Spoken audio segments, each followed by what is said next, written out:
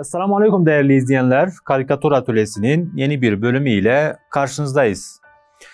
Bugünkü çizim konumuz yıl dönümünde Susa katliamı olacaktır. Susa katliamı, İslam'a düşmanlığın, İslam'ın kutsiyetlerine tahammülsüzlüğün, İslam'ın şiarlarına karşı küstahlığın ve dinine bağlı Müslümanlara duyulan kin ve adavetin mücessem hali olarak ortaya çıkmıştı. Bakalım bunu çizgilerimize nasıl yansıtmışız? Yine sizler de ekranlar başında bizlere eşlik edebilirsiniz. Hazırsanız başlıyoruz. Öncelikle bir Susa köyünü çizeceğiz. Susa'ya giden bir yol çizeceğiz. Bir gece vakti ve bir yaz vaktini andıracak bir çizim yapacağız. Ve Susa köyüne giden yolları çiçeklerle donatacağız. Yine Susa'dan şehitleri temsilen gökyüzüne doğru gökyüzüne doğru uzanan bir ışık ve belki de kelebekler yapacağız. Bakalım, şöyle buradan başlayalım. Öncelikle bir köy düzleminden, şöyle bir yer düzleminden başlayalım. Şu noktada bir köy olacaktır. Arkasında şöyle küçük bir dağ veya bir tepe olacaktır. Şöyle şurasına da şöyle tarlalar olsun ve bir yön tabelasını yapacağız. Daha doğrusu bir köy tabelasını yapacağız. Şöyle başlıyoruz. Şurada küçük bir köy. Uzaktan görüneceği için, yani uzaktan baktığımız için köyün küçük olması gerekiyor. Şöyle küçük bir noktada yapıyoruz. Şuraya doğru, öne doğru geldikçe köy yolu ise genişlemeye başlıyor. Şöyle.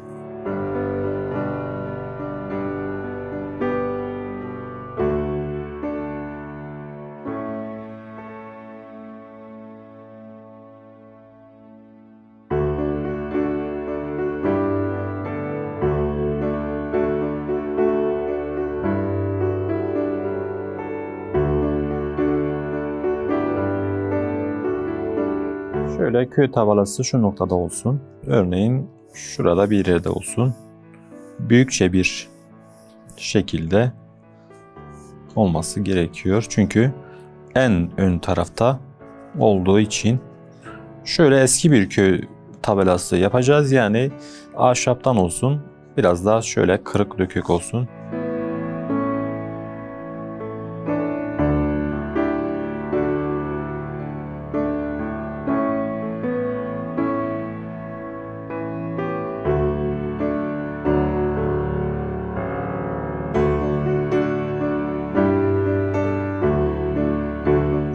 Susa yazacağız. Susa köyüne giden bir yol. Şu noktada köyümüz olacak dedik. Şöyle yapalım. Tabii ön safta Susa köy camisi olsun. Arkasında ise yine normal köyden evler olsun.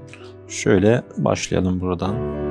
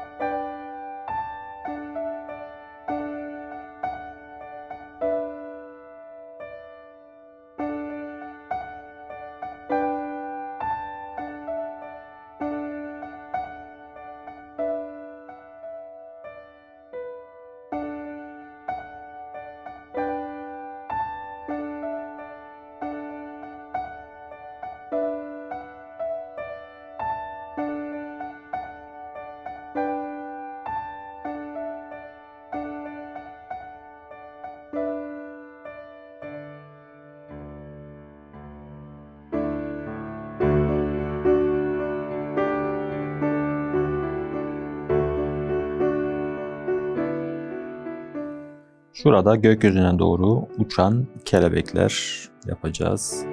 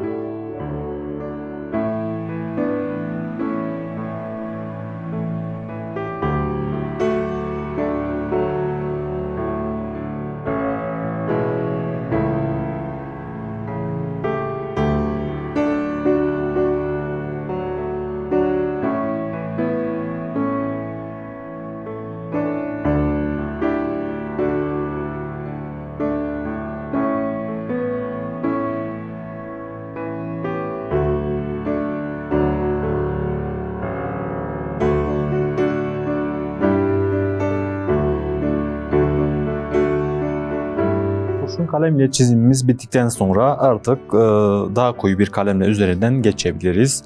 Tabii öncelikle bir gece vakti dedik. Arka planı yani gökyüzünü biraz daha gece rengine boyayalım. Biraz daha koyu bir renge boyayalım. Onun için bir fırçamı alıyorum ve biraz daha şöyle geceyi andıran koyu bir ton ile şöyle boyuyorum.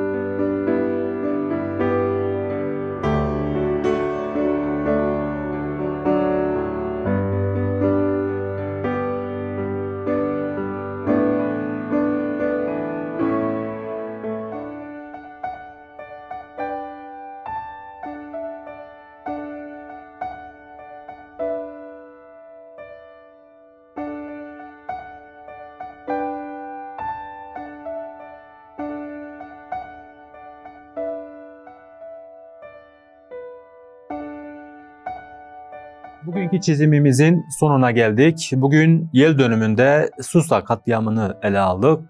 Susa katliamında şehit olan Hacı Ahmet ve oğlu Muhammed Emin Kantar, Zeki, Medeni, Said ve Mekki Fidancı kardeşler, Muhammed Ali Uslu, cami imamı olan Abdülhalik Ugaş ile Adnan Kantar ve Hüseyin Çetinkaya'yı rahmet ve özlemle anıyoruz.